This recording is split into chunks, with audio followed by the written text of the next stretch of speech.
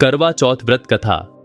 बहुत समय पहले इंद्रप्रस्थपुर के एक शहर में वेद शर्मा नाम का एक ब्राह्मण रहता था।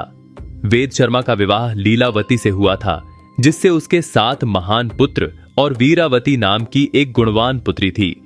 क्योंकि 7 भाइयों की वह केवल एक अकेली बहन थी, जिसके कारण वह अपने माता पिता के साथ साथ अपने भाइयों की भी लाडली थी। जब वह विवाह के लायक हो गई, तब उसकी शादी एक उचित ब्राह्मण युवक से हुई। शादी के बाद वीरावती जब अपने माता पिता के यहां थी, तब उसने अपनी भाभियों के साथ पति की लंबी आयु के लिए करवा चौथ का व्रत रखा। करवा चौथ के व्रत के दौरान वीरावती को भूख सहन नहीं हुई और कमजोरी के कारण वह मूर्छित होकर जमीन पर गिर गई। सभी भाइयों से उनकी प्यारी बहन की दयनीय स्थिति सहन नहीं हो पा रही थी।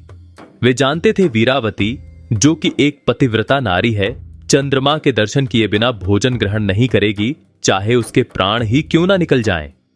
सभी भाइयों ने मिलकर एक योजना बनाई जिससे उनकी बहन भोजन ग्रहण कर ले। उनमें से एक भाई कुछ दूर वट के वृक्ष पर हाथ में छलनी और दीपक लेकर चढ़ गया। जब वीरावती मूर्छित अवस्था से जागी, तो उसके बाकी सभी भाइयों ने उससे कहा कि चंद्रोदय हो गया है और उसे छत पर चंद्रमा के दर्शन कराने ले आए।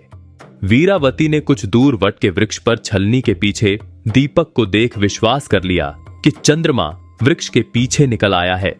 अपनी भूख से व्याकुल वीरावती ने शीघ्र ही दीपक को चंद्रमा समझ अर्घ अर्पण कर अपने व्रत को तोड़ा। वीरावती ने जब भोजन करना प्रारंभ किया, तो उसे अशुभ संकेत मिलने लगे। पहले कौर में उसे बाल मिला, दूसरे में उसे छींक आई और तीसरे कौर में उसे अपने ससुराल वालों से निमंत्रण मिला। पहली बार अपने ससुराल पहुंचने के बाद उसने अपने पति के मृत शरीर को पाया।